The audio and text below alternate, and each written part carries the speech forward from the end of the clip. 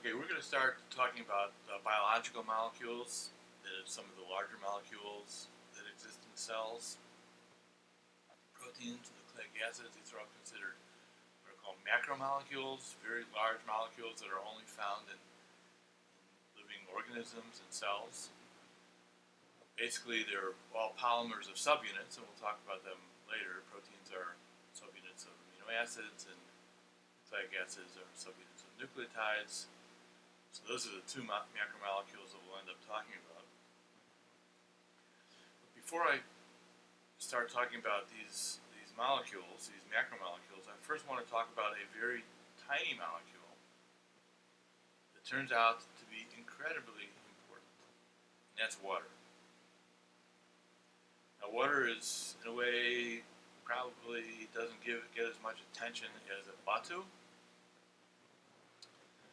It gives rise to properties of molecules, other molecules like macromolecules, properties that are referred to as hydrophilicity and hydrophobicity. Now, I know you've probably all heard about these things before. You've heard about hydrophilic and hydrophobic in introductory biology, and you've heard about it in introductory chemistry and all that. But I want to talk about it in terms of molecular biology, and I want to stress it in the way I think it deserves to be stressed, because it turns out that the properties of water are the absolute driving force of all of the complicated structures that exist in the cell. The structures are due to water. Water is not a passive bystander or a solvent in the cell. It is a component that drives complex structures, and they can be extremely complex. Now, if you think about it, the Earth is 80% water. Cells are something like 70% water. And cells first evolved in the context of water. And so all the structures that are present evolved in the context of water. Water was a participant in how these things evolved. So let's take a look at some of the properties of water and why it's so important.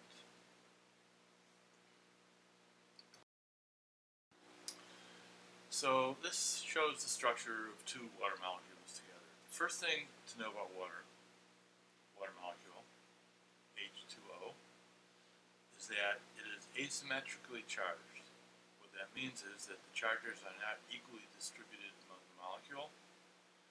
As it turns out, the oxygen pulls electrons from the hydrogens, and so the oxygen portion is partially negatively charged, and the portion of the molecule that has the two hydrogens is partially positively charged. So this is considered a polar molecule. Water is a polar molecule. It's an unequal distribution or asymmetric distribution of charges. Now, if you put two water molecules together, as is shown in this simple drawing, what happens is the molecules orient themselves in such a way that they interact electrically. That is, there's an attraction between the partial negative charge on the oxygen and the partial positive charge on the hydrogen. And so these things interact in a way that they orient themselves in this kind of position, and the linkage or the interaction between the oxygen and the hydrogen is referred to as the hydrogen bond. It's a very weak bond, but the hydrogen bond is a very common bond. We see it in nucleic acids, we see it in proteins, but what we're talking in particular here is about water. So water actually creates a structure that is held together by many, many, many of these hydrogen bonds. Now we're talking about water here, so this is the hydrogen bond that exists within water molecules, but hydrogen bonds can actually exist between a few other polar interactions, particularly with nitrogen and oxygen and hydrogen. Hydrogen bond always involves a hydrogen interacting with another partially charged element, and that will be shown in the next slide. Also say, here we go, what I also say that hydrogen bonds can exist between other elements, and I want to just show you what some of those are because they'll come up later. So at the top, of course, we see the water with the hydrogen bond between oxygen and the hydrogen. And if you look at part B below, it shows that hydrogen bonds can form between a number of different what are called donors and acceptors. So in the case of water, you have oxygen, which is partially negatively charged, can interact with the partial positive of hydrogen. That's a hydrogen bond. In all cases, hydrogen is included. Nitrogen is also partially negatively charged. Can hydrogen bond with hydrogen? Oxygen can partially interact through hydrogen bond to a hydrogen which is bonded to a nitrogen, and that's because the nitrogen pulls electrons in a similar way that the oxygen does. And below you can see that there's another permutation, that is the partial positive charge coming off of the hydrogen attached to the nitrogen can hydrogen bond with the nitrogen. So hydrogen bonding can occur in a number of different combinations. But what we're talking about here is water, and the hydrogen bond that occurs with water, because I want you to see how important water is and how influential it is in creating the structures that exist in cells. So because water can interact with itself through this hydrogen bond, water actually has a structure. That is, if you have a beaker of water, a glass of water, the water actually has a very specific structure, and that structure is due to the interactions in these hydrogen bonds. Now, as a result of this interactions, and the fact that water does have a structure, it turns out that it gives water some very specific properties. And the first is that it has a much higher boiling point than one would expect from a molecule of this size. Of course, the boiling point of water is 100 degrees. If you take ethanol, which is kind of similar in size, CH3OH, it has a boiling point of 65 degrees centigrade. So 100 degrees centigrade to boil water means that you have to introduce much more energy in order to break those hydrogen bonds. So it has a higher boiling point. It also has what's called a surface tension, generates a surface tension. We've all seen this. If you probably did this kind of experiment, if you take a shot glass, if you take a glass of, a cup of water, and you start putting, paper clips in there or pennies in there, and you keep adding it, what you end up seeing is that you get the liquid will rise above the level of the edge of the glass, or of the shot glass or the glass. So it's bonded together. There's an actual surface. You can't do that with ethanol. The minute it comes above the level, it runs over. But water holds itself together through this surface tension, through these hydrogen bonds. So there's a real structure there. And also, if you look at like on a pond, for example, you can see insects walking across the water. It's not because they have any special supernatural properties. It's just that there's a surface there. And that's due to the molecular interactions of the water molecules. Now, these interactions lead to properties which are known as hydrophobic. We start with the other, with hydrophilic and hydrophobic. Hydrophilic means that it's quote-unquote water-loving, that that molecule can dissolve in water. Hydrophobic refers to a molecule that cannot dissolve in water. Phobic is water-fearing. So water can act as a solvent. And here this shows that, for example, sugar can dissolve in water. Sugar is sucrose. Sugar turns out to be polar. The only, and I'll show you this in a second, the only reason that a molecule can dissolve in water is if it can interact with the water integrate into the structure of water. So anything that's hydrophilic is considered polar, needs to be polar, have some kind of a charge, and can dissolve in water. So hydrophilic molecules can dissolve in water, and here's some examples, and it kind of illustrates why. So if you take table salt, which is sodium chloride, and you throw it into water, it'll dissolve. The reason why it dissolves is very simple. The sodium, which is positively charged, can interact with the negative charges on the water. The chloride, which is negatively charged, can interact with the partial positive charges on water. So these ions integrate into the structure. They can dissolve, they can interact with the water. The same is true with a polar substance, which is shown on the right-hand side, which is a molecule of urea. Urea is polar. Why is it polar? Well, if you look at the structure, there's a C double bond O, which is negative charge, and the hydrogens coming off of those nitrogens are also polar because the nitrogen pulls electrons. So it's a partially positive charges, and these can interact with water because they can integrate into the structure. They interact with water through these hydrogen bonds, and so they can dissolve. So hydrophilicity is extremely important. These are polar or charged substances that can dissolve. That's versus what are called hydrophobic molecules, which have no charge and cannot integrate into the structure of water. So here's an example of two different molecules. So on the right-hand side, there's glucose. Glucose is hydrophilic. That's basically table sugar. Why is it hydrophilic? Well, you can see all the oxygens on there, which are partially negatively charged. You can see the hydrogens attached to the oxygens, which will also be partially positively charged. So there's lots of asymmetric charges here, and these charges allow the sugar to dissolve in water, hydrophilic.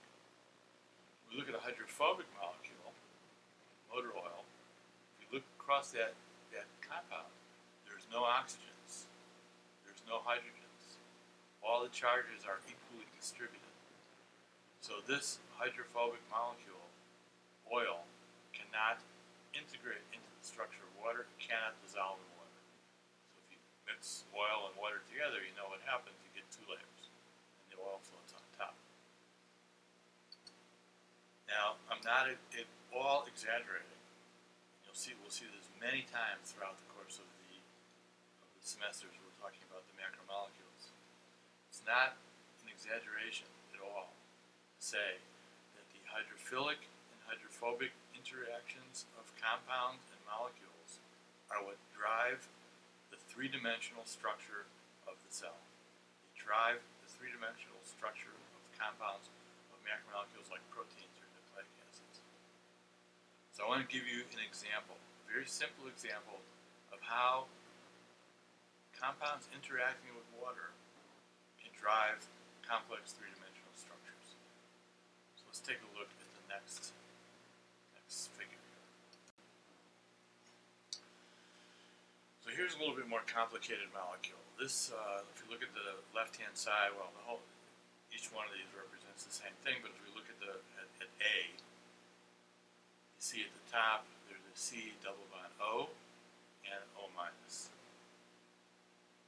And then you see a large run of CH2 and CH3. This is a molecule referred to as a fatty acid. Fatty acid is a hydrophilic head group and a hydrophobic long hydrocarbon tail. So it has both hydrophilic and hydrophobic, or polar and nonpolar properties. And there's a term for that, and that's written on the slide. It's called amphipathic. An amphipathic molecule has both polar and nonpolar regions. Now this thing can be illustrated in a number of different ways, and so you can see the chemical structure with the CH2 and CH2, you can see a ball and stick structure, you can see another larger ball and stick structure at D and C, but often these amphipathic these fatty acids are drawn as what you see on the right-hand side, which is just a kind of like a lollipop. The blue circle represents the hydrophilic portion, and the stick portion represents the hydrophobic tail. Now, the question is, what happens if you take, 1,000,000 of these fatty acids and throw them into water? 1,000,000 of these fatty acids and throw them into a beaker of water. I'm going to wait a minute. I'm going to let you think about this, and I'll move to the next slide.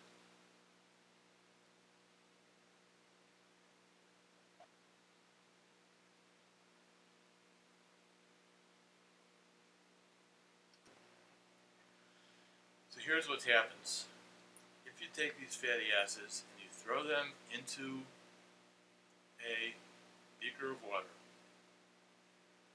then a number of things happen. First of all, the hydrophilic portion will interact with water. The hydrophobic portion cannot interact with water. So the first thing that would happen is that one thing that would happen is you form a film on the surface. And that's shown there, that the hydrophilic portion of this amphipathic molecule would be interacting with water, and the hydrophobic tails would be pointing upwards, unable to interact with water. Now, the other thing that happens is the formation of what's called a micelle. A micelle, you can see that in the middle, is a circular structure where the amphipathic fatty acid enters the water. A number of these enter the water. The hydrophilic portion of the fatty acid is in contact with water, but the hydrophobic portions are turned inwards in this cluster to eliminate water, so there's no water molecules in that center. So thermodynamically, this thing is stable because the polar hydrophilic regions are in contact with water, and the hydrophobic regions have excluded water, and they've created this three-dimensional structure. Now, this is a cross-section through it. What it really would be like a droplet that would form in the water, where the entire exterior is polar interacting with water, and then the entire interior is nonpolar hydrophobic. So here we have, an example of a three-dimensional structure being formed due to the interaction of this organic molecule with water. The water forces this thing to form this three-dimensional structure. Now, we do go a step further. It says in the bottom of the slide is their derivatives can form larger aggregates held together by these kinds of forces. So as it turns out, membranes of cells are created due to the interaction of lipids or fatty acids like this in the context of water, and that's shown in the next slide here. So here we have these triglycerides, what are called triglycerides, are a little bit more complicated than the fatty acids, but they're the same. It's the same principle. What you have is the polar group, which is the red circular portion, and then you have there's two nonpolar portions coming off the two sticks. So again, this is an amphipathic molecule, and you throw these into water. What happens is they form what's called a lipid bilayer. They arrange themselves in such a way, it's similar to the micelle. They arrange themselves in such a way that the polar head groups, which are the red, are in contact with the aqueous solution or the water, and then the nonpolar portions, the stick portions, the nonpolar hydrophobic portions, face inwards and exclude water. that generates what's called a lipid bilayer, where you have the interior of the lipid being nonpolar. And so here you have what you see in that gray circle is, in a sense, it looks like a cell. It's a primitive membrane simply formed by the arrangement of these amphipathic molecules in water. So this shows in a little bit more detail. So you have the polar head group, which can interact with water, and then you have the two hydrophobic fatty acid tails. So this is an amphipathic molecule. You throw it into water, and you get that lipid, the phospholipid bilayer, where you have water on either side, and then you have these amphipathic molecules pointing inwards, where the nonpolar portion is stable without any presence of water. So the point is that what I mentioned at the beginning was that water is responsible for driving the structure of the cell, driving the structure of complex three-dimensional entities that exist in the cell. And here you have an example of that. It's a simple example. Throwing these phospholipids or these fatty acids into water and spontaneously, no information is necessary, spontaneously forming these larger structures in water. You can't put it in alcohol, it won't do it. You can't put it in oil, it won't do it. Water forms this thing. Now, I'm going to show you in the next slide is kind of a little bit more of an illustration, but we'll see that later when we talk about proteins. So this might represent a protein, and proteins are made up of polymers of amino acids. When we talk about proteins, we're going to see that the amino acids have different properties. Some are polar, some are nonpolar.